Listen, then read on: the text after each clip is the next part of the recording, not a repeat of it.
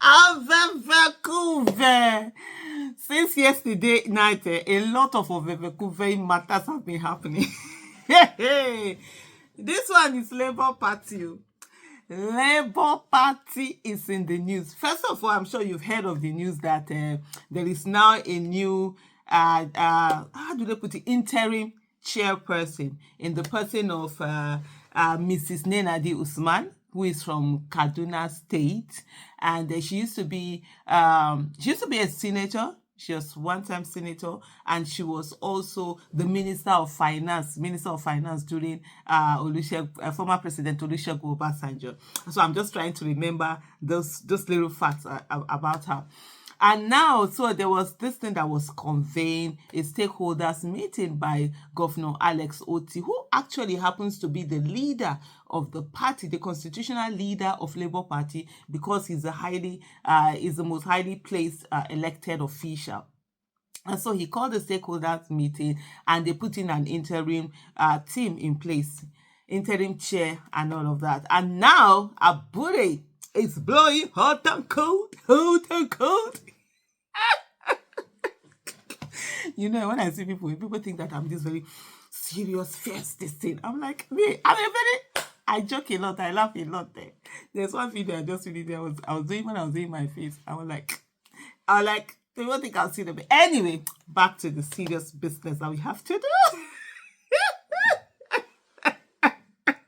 I just listened to Abure and I'm like, wow.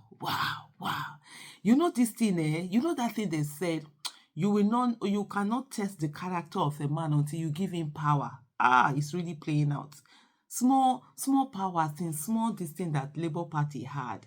I can't even understand. Honestly, I'm just looking at Abure because I spent time during the election. We traveled together. Literally, it used to be myself, Mr. Peter Obi Abure, that would travel in that vehicle talking about Nigeria, how to make Nigeria great and all of that. You know, he had this great, wonderful ideas. He had this, how to be a servant leader, how it is about putting people first, putting the party first, not about putting himself first, how he wants to, build this party. And then I'm listening to this Abure, I'm like, what happened? But then someone explained to me, someone said to me that, look, he knew what you people wanted to hear, and then he was telling you people. That's just, and so you believed him, you understand? That was it. But anyway, let me not talk too much, just take it, just watch Abure and hear this thing that he's saying. Thank you. Had expired. The National Working Committee also notes that assuming without conceding that the tenure of the current National Working Committee has even expired, we must state clearly that it is not the responsibility of Dr. Alex Otti as Governor of Abia State to convene a NEC meeting for the purposes of setting up a caretaker committee. It is still the responsibility of the national chairman and the national secretary of the party to convene such a meeting. He also told journalists that the National Working Committee of the party has established a disciplinary committee to henceforth and sanction any erring members on who make decisions that could undermine the party. The party will not hesitate henceforth to discipline any member of the party, however highly placed, who is not ready to obey the constitution of the party and indeed obey the lawful directive of the leadership of the party. In this regard, the National Working Committee went ahead to set up a standing disciplinary committee. Consequently, it is our view that for anybody to hold the opinion that there is a vacuum in the leadership of the party is not only mischievous, but a deliberate attempt to cause panic, to cause chaos, and to disrupt the smooth workings of our great party, the Labour Party. Number 9, the National Working Committee of the Labour Party urges all members of the party to play by the rules, pay respect to the national leadership of the party and the party executives at all levels, and respect the party constitution.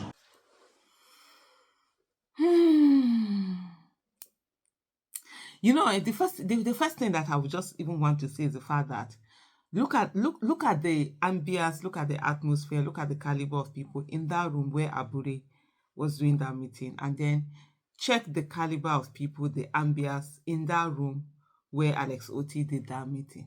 You could see the difference. If you say you can see the difference. And I'm not trying to insult anyone. I'm not trying to make people, disrespect people, whatever. But there's certain clouds that certain people bring. And by virtue of their association in a certain place, you upgrade yourself. In this life, I mean, someone like me, I grew up in the ghetto. As I went on in life, I had to keep upgrading myself. You can't say you're still behaving the way the circumstances that life puts you. So you upgrade yourself. There are certain circles, there are certain people that give that clout to a particular association. And you see nothing that says marry this thing together, get to that place where you're challenging, not even challenging. The way Labour Party, the way citizens took on Labour Party with the coming of Mr. Peter Obi into that party and wanting to just take it on, Lord have mercy. APC and PDP would have been playing catch up right now. Serious catch up. But you just see what they call law of the lead. Somebody can't just think beyond themselves. They can't think of what can be greater. I'm like, Abure, must you be there? If you're there in something and then you say, okay, let's work together, get this thing up. But these people just want to stay in that local, whatever, champion league, doing some, well, it is what it is. And for me, the thing is that this politics, all of us must be invested in it. I've been saying this thing for a long time, for a while now. Because at the end of the day, the people that make policies, the people that put in the laws, the rules, the whatever that are going to affect people's lives actually come from that politics. So now that Abure has said that Alex Otti did not have power, it's unconstitutional, is this, is that, is those, we will see how it goes now. We will see how the everything of the everything will go. The battle line has been drawn. Alex Otti versus Abure. Who do you think is going to come up tops? Let me hear in the comment section. Thank you for watching. Bye. Let me add this part once again because it's really very important. Honestly, we all must be part of politics. We all must be invested in politics. And I said all. Why do I say all? Because we don't have the required critical number that should be in politics that some of us cannot afford to say we are not bothered. At this rate, I think every one of us should understand that politics it is. It is through politics that people who are going to govern the nation come out from federal level to local government level.